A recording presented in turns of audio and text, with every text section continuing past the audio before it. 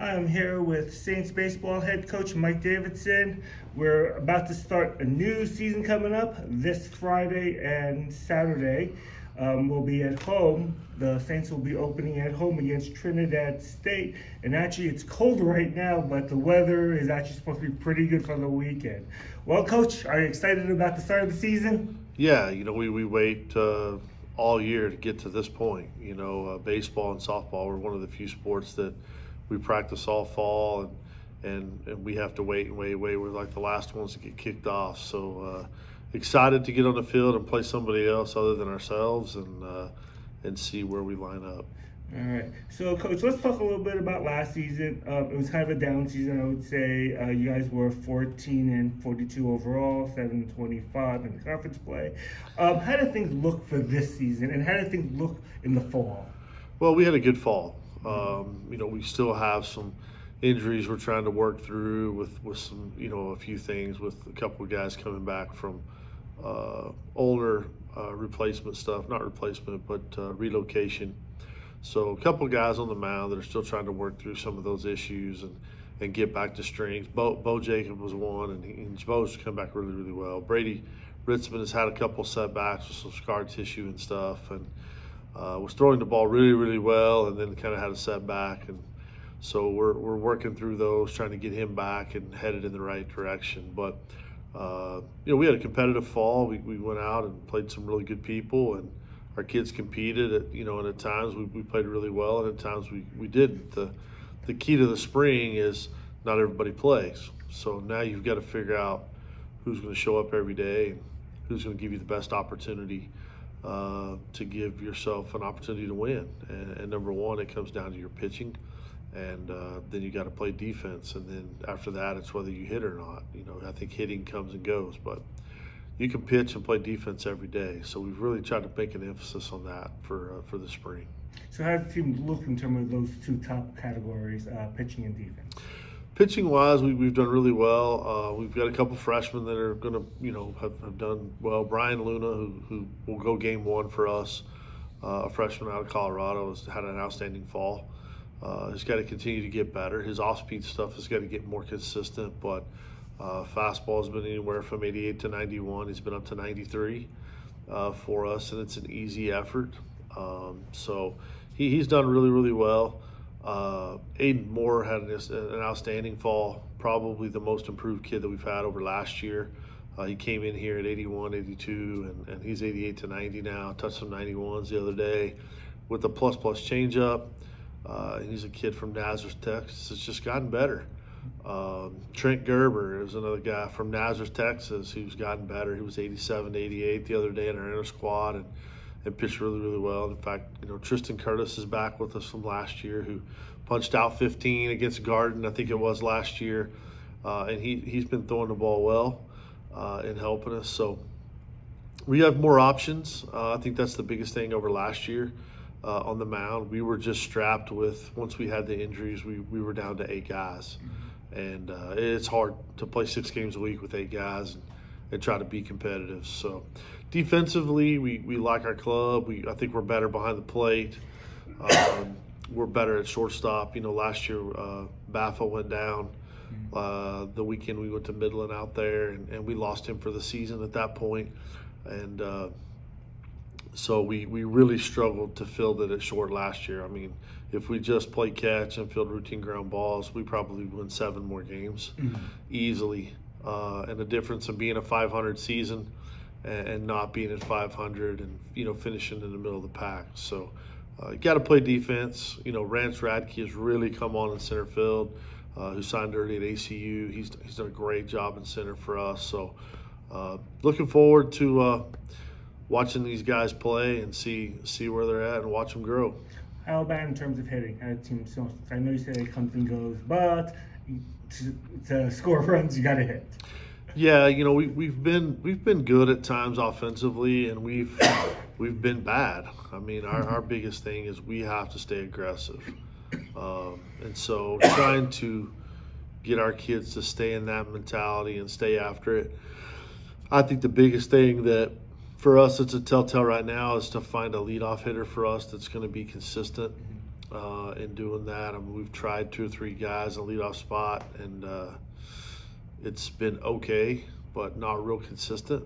So I think that's the big to-do for us. I think the middle of the order kind of falls out, but finding that guy that can get on base, and then be honest with you, a lot of people don't think about it, but the guy that's going to hit the 9 hole that's going to turn the lineup over for us, and that's huge in the game of baseball. A couple of years ago, we had Richard Armijo did it for us and did a great job on the team that finished second in conference. And you look up, and he hit 9 hole and played third for us. And, he turned the lineup over for us with walks and big hits, and it was huge, and allowed KP to hit 400 and drive in 80 runs in the leadoff spot because he turned the lineup over all the time. So, every out, every part's important, and we just got to figure out where those pieces come together and who plays the best together. One of the things was last year was the team was pretty young, right? I mean, you had a lot of freshmen last year. So you guys this year a little bit more experience, a little more maturity in the team. Yeah, we're about half and half. So we went out and brought in a couple 4-year guys and brought in some transfer guys. But we were really young last year with freshmen. I think we started 7 freshmen almost every weekend on that part. So that's still not an excuse. You get a fall to be a freshman. After that, you need to grow up and man up. And the biggest thing is we didn't pitch it very well. When you pitch it at a 9 ERA for the year, it's hard to win. And then don't play defense on top of that. Right. At times a shortstop, it's really, really hard to win. So again, that's why we've kind of made the emphasis on pitching and playing defense this whole fall and up to this point. That's kind of been our push to make sure we cover those areas. So what can you expect over with this 4-team series? You're playing 2 doubleheaders, right? Yeah, we're playing 2 7s on Friday, 2 7s on Saturday, just for everybody to kind of get their feet wet, and our guys will all be on pitch limits. All of no starter will go over 60, 65 pitches.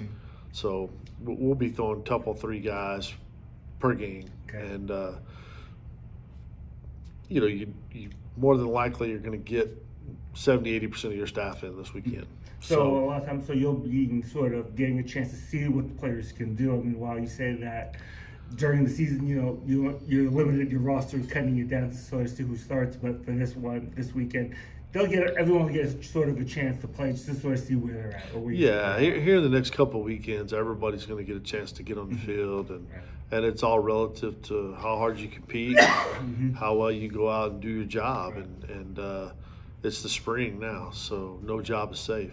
Right. And it's kind of nice.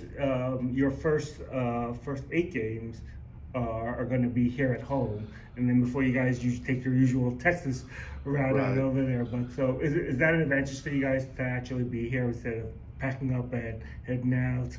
Well, we'll see. I mean, we haven't opened up at home in a long time, and we've been going to Dallas, and playing in the same weather. Right. I mean, last year it was colder in Weatherford than it was here. We were getting ice off the field on Friday morning so we could play, and we were sunny and 60 here. So just try to change the plans, do something different.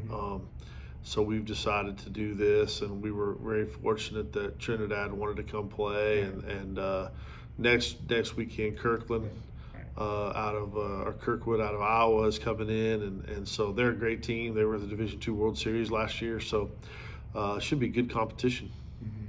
So we hope that all the fans come out over there. Like I said, it's supposed to be nice weather, so have people come on out to the game, cheer them on.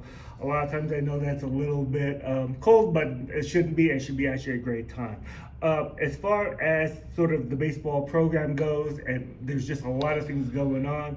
We're still working on the Sharp Champion Center, the addition, and you also have a brand new scoreboard coming up over there. So that's going to be pretty exciting out over. There's a lot going on with this program over there. I'm sure that you're really excited about that. Yeah, we've been really fortunate to we're working on getting the new scoreboards up, and we don't have them up at this point, and with the weather we've had this week with the snow and the cold weather, I mean there's a really good chance we're going to open the season without a scoreboard, which that's disappointing. We've had opportunities to get this done, but we didn't get it done. But it is what it is, when it comes to that.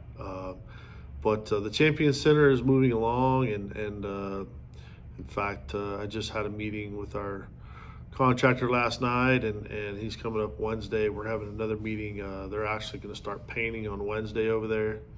We'll start putting primer on the walls and getting ready to start painting, and so that's exciting. I mean, everything's starting to come together really, really fast as we move forward, and plumbers are working in there, and showers are all plumbed in, and they plumbed up for sinks and bathrooms yesterday, and they're getting ready to set commodes and stuff today. So man, something that's been out there for a long, long time. It's exciting to see it come together, and hopefully we can get it all done in time that our kids will get an opportunity to use it here a little bit. I mean, we've still got to get furniture and all that stuff, so we're trying to work on that. You know how it is when you start ordering that stuff. They tell you a month, and it might be 6 weeks, or it might be next year. So but everybody's telling me right now, man, get everything ordered as quick as you can, because you just don't know. So we're trying to work on that, and continuing to fundraise and trying to get tax credits and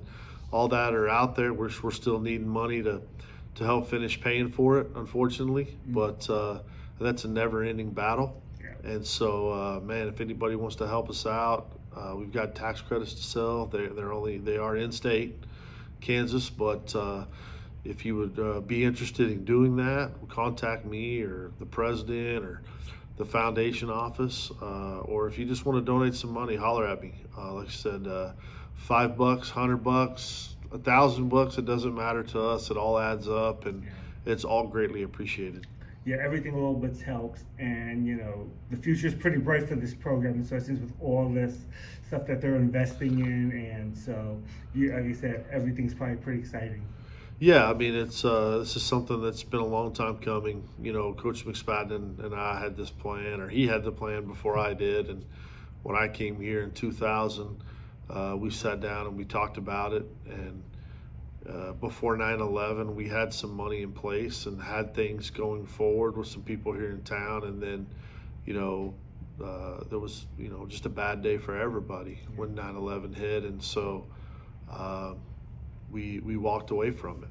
We felt like those people that owned the businesses needed their money and needed their support, and so we walked away, and then we started over again a few years later, and man, with the Sharps and Gary Dunhams and Jay Hay and those guys, and Cooper Clark and all that have been able to help us out and see this all come to fruition. And we can't thank those people enough to buy into our vision and actually put their money where their mouth is, and we get it done. So and thanks to Matt Bixler, the guy who's helping us build. I mean, Matt has absorbed a lot of the cost and the change and things over the year of inflation and everything that's happened. He stuck to his guns and tried to help us as much as he possibly can. So, I mean, my hat's off to him, because he could have easily walked away from this job a long time ago, or jacked the prices way up, and he hasn't. He's held to his guns. So we appreciate that very much. Yeah, it's just great that we've had also support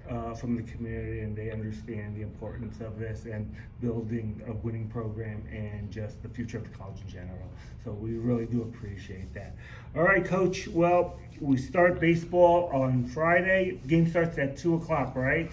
No, I believe it's a 1 o'clock start. 1 o'clock start? Okay, yeah, so I believe it's 1 o'clock start on both days. Okay, so yes, it's 1 and 3, and so come on out, get the chance to see preview of the Saints.